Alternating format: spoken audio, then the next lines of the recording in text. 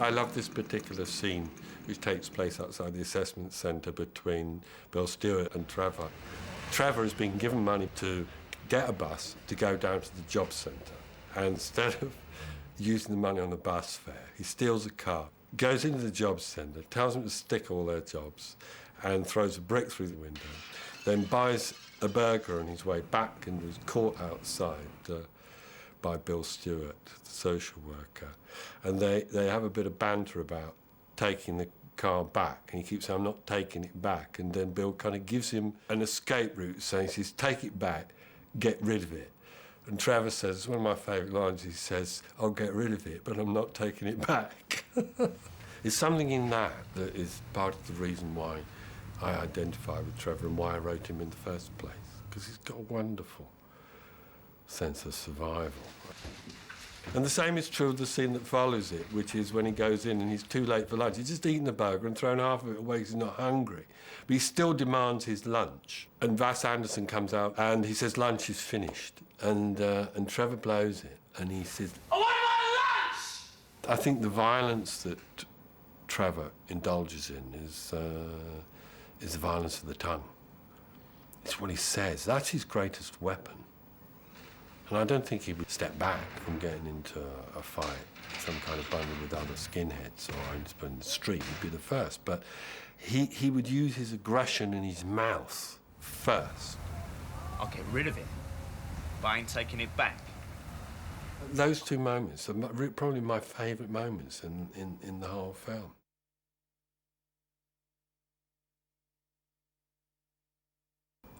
Alan and I wanted to make a film about the economics of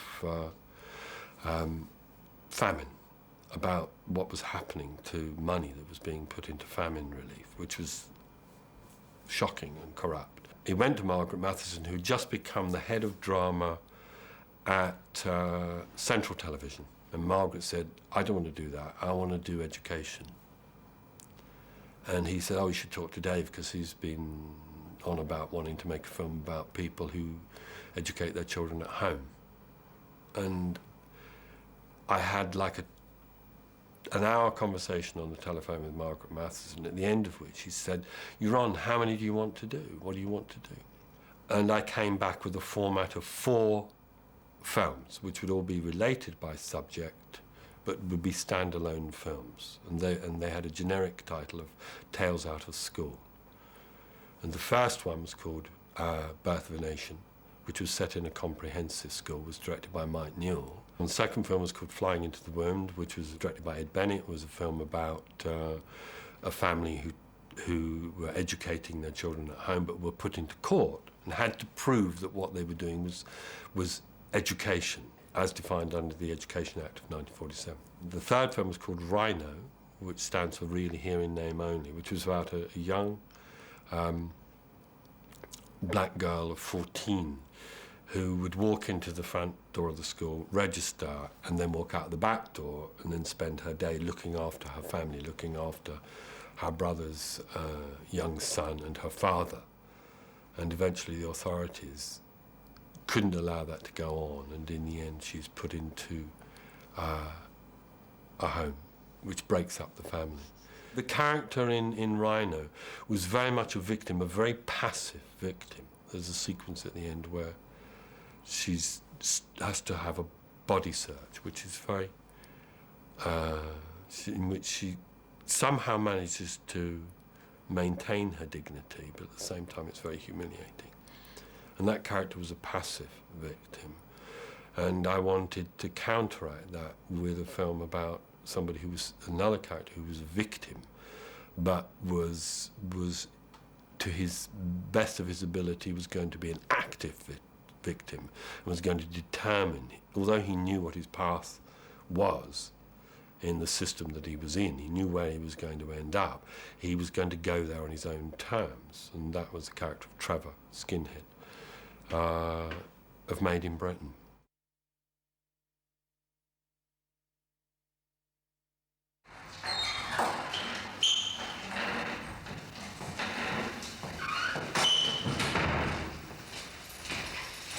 Get rid of this, shall we? Trevor is restrained in the assessment centre because he tries to kick the door down to the canteen. The story that Jeff Hutchings tells by writing stuff on the blackboard is like an archetypal storyline for your average juvenile delinquent. I purposefully, in writing the screenplay, made no reference at all to who Trevor was, what his parents looked like, where he came from, specific details of his past.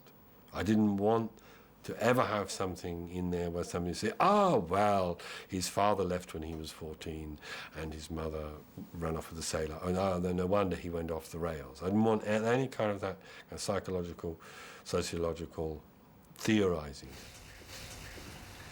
Well, at least you can spell.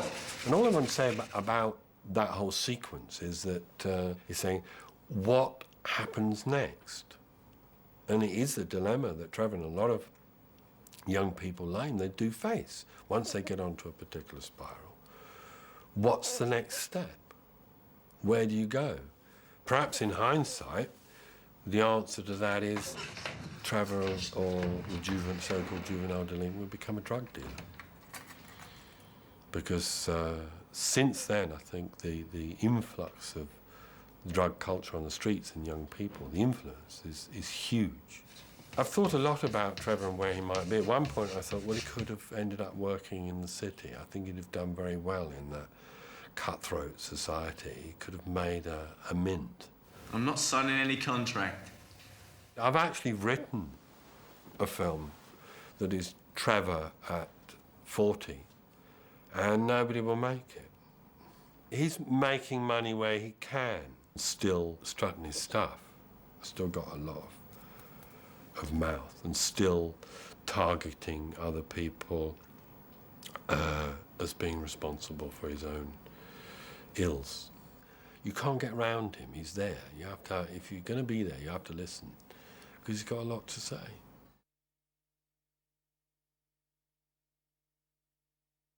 I think a lot of what I was writing about was a lot of my own anger in there, for a start, and what I had felt about my own education, my own upbringing, and how people are misunderstood, and the frustration of not ever being able to find a proper avenue of expression. At the same time, I was doing a lot of very conventional research, and I had a great ally I had a social worker who was a fantastic ally, who took me everywhere. He used to go into secure units and ball stalls and courtrooms, and he always introduced me as his trainee assistant. And it's a perfect way of being invisible. People are not interested in trainee assistants. They say, oh, fine. You instantly became a boring, nondescript, invisible person. And I just used to trail around behind. I met numerous skinheads in different places, but there was a whole, like a colony of skinheads in Swiss Cottage. But none of them, as I knew them, were Trevor. I didn't meet a character and say, I want to make a film about him. There were lots of traits in Trevor that I'd observed in lots of young people who were in places like assessment centres and secure units and all of that. Whenever you walk into those places, there's always quite a lot of noise, and every conversation that I witnessed, most of the conversations that I witnessed in those places, were always extrovert. If you wanted a cup of tea, wanted something, you weren't just asking the person or talking to the person in front, you were talking to the room, because that's the way they survived, by being that extrovert, by being loud in their opinion. Because if they capitulated, then I think they would go down. And that was very much a characteristic of them. And I thought that had to get channeled into a single character who was going to make his voice heard. And my first image for Made in Britain was I had the idea of literally screwing a camera to the floor. And it's a locked-off camera, and it's an empty room, and all you see is this character, a skinhead, who keeps coming in and out of shot and coming up to the camera and walking away from it, talking straight into a camera. And that was the beginning idea, and in the central section of Made in Britain, where Trevor is locked in the room, that was the genesis of the look and the feel of the film. That was before Alan came on.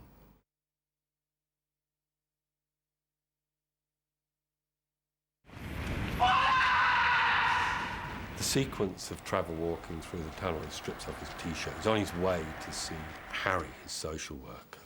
I do know that there was a pub at one end of it where we stayed most of the night, and at the end of the night I was so drunk they had to put me in a taxi home. I really got drunk that night. It was very close to the end of the filming. I think it was just relief.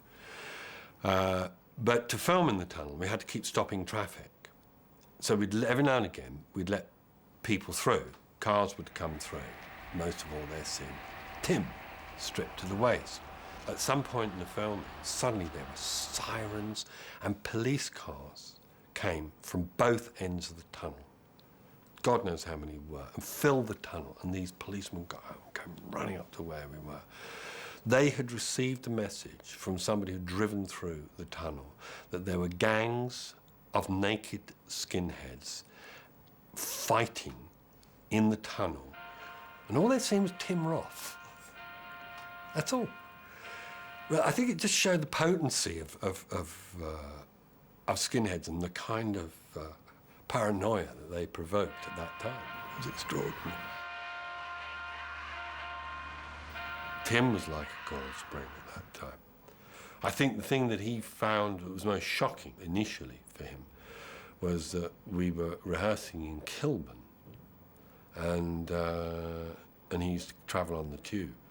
But as soon as he shaved his head, he said the vibes he got from people and the attitude he got from people, and then when he saw other skinheads on the tube, after that he came by car. The act at that time, the act of shaving your head was a very antisocial, defiant thing to do. Tim was wired and ready to go. And he was the first person that I'd met who I thought, yeah, he can play Trevor, he can do Trevor. But he had all the qualities to play it, and was so ambitious to play it too. It was fantastic to have that kind of drive and energy. All the promise of Tim Roth, the actor, which we've seen in lots of other movies. But it was very untried at that time. It was his first part. You get me a job, right? He didn't read for me. I don't know if he read for Alan. Tim will tell you a story about Alan sending him to go for a walk in Soho Square. And Tim saw that as his audition because he thought that Alan was watching him out the window. But you should ask Tim that.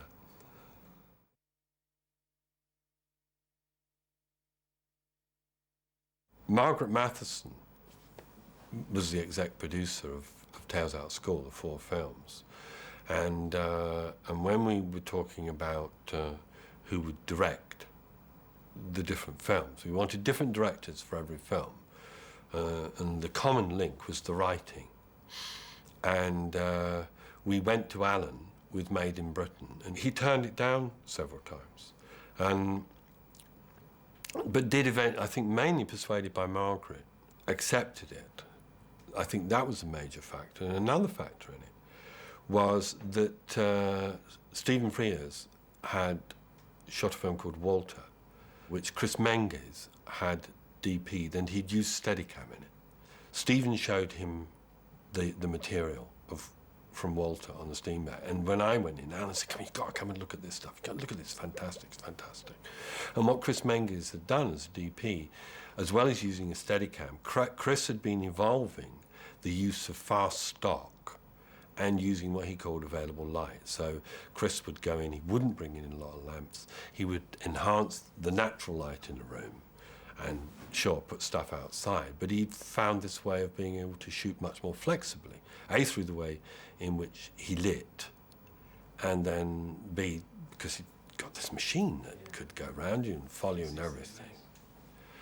And that was then the beginning of discussions, more shoe leather down different streets, talking to Alan about how he could make Made in Britain, because I'd talked to him about the idea, my original idea, this locked off camera and everything. And what we eventually evolved through the different discussions, and it's there in the film to see, is that the first third of the film is nearly all Steadicam. And then the middle section, where Trevor's in the room, he's locked in the room, is all on off a tripod. It's a fair cop, Garth. And then the rest of the film, once he gets out of the room, continues on Steadicam. And I think that was the beginning of a long love affair that Alan had with the Steadicam, because of the freedom that it gave him, and also, I think, because Alan appreciated the freedom that it gave to the actors. What you looking at?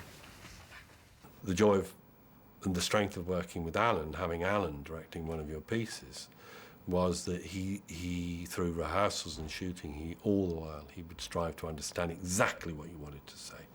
And if you weren't clear, he would push you to be clearer.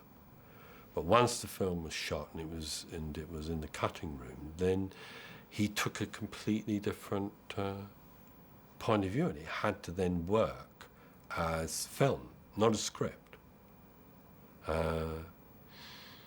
And if he didn't know, he would always be very quick in saying, I don't know. I learned a lot about that process in the cutting room from Alan. I also learned that there's a lot of strength in being able to be honest and say, I don't know what I'm going to do next. I don't know what shot I'm going to do next. I don't know how to do all of that. And that becomes part of working in a community of filmmakers, as part of working in a unit.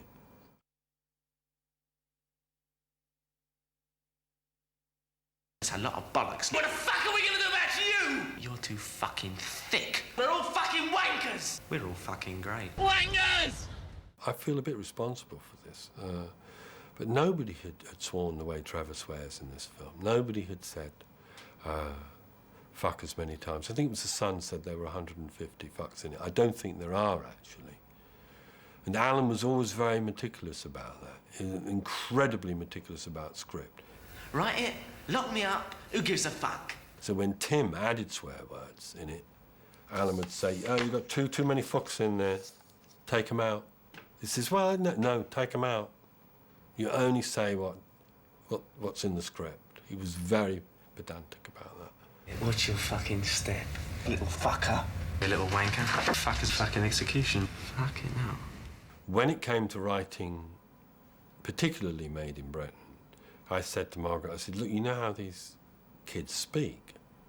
I can't imagine writing it in any other way other than the way in which they speak. And she said, you write it the way it should be. It's your job to write it as truthfully as you can. It's my job to get it on. And I think she did an enormous amount of very good diplomatic work and gathered a lot of support from the Independent Television Authority to show the films to get them aired, to get them on screen. Bollocks. Bollocks. Bollocks. Bollocks. Bollocks. It's thick as shit with no brains, you know it. There was no form of censorship or hinted censorship at all from Central Television about all 4 films, and there was no form of attempts to censure or cut or change from the Independent Television Authority. The only compromise that was reached was that when Made in Britain first went out, it went out later than the other 3 films. I think it went out at either 10:30 or 11 on a Sunday night, which we thought would limit it, but it didn't. It still gained its audience.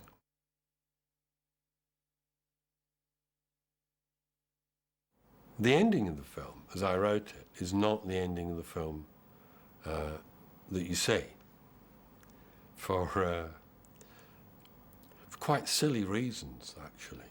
The last scene in the film that I wrote took place inside a borstal. And the way I described it in the screenplay is that there are a row of youths digging in the garden. I wasn't there the day they shot that scene. I saw the rushes. There was this big patch of ground with Trevor and some of the other characters all digging holes.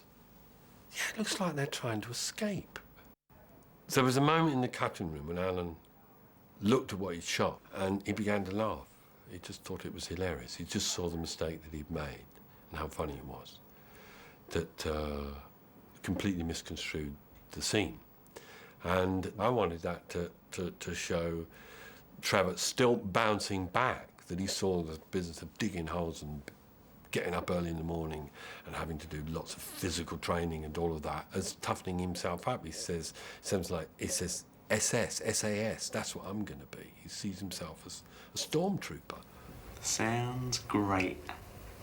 But then when we couldn't do that, we went back onto the police cell where Trevor gets whacked on the knee. You're left with an uncertainty as to whether or not whether he can survive it or not. And that freeze frame on him is half pain and half a grin. And that's how we arrived at the ending of Made in Britain.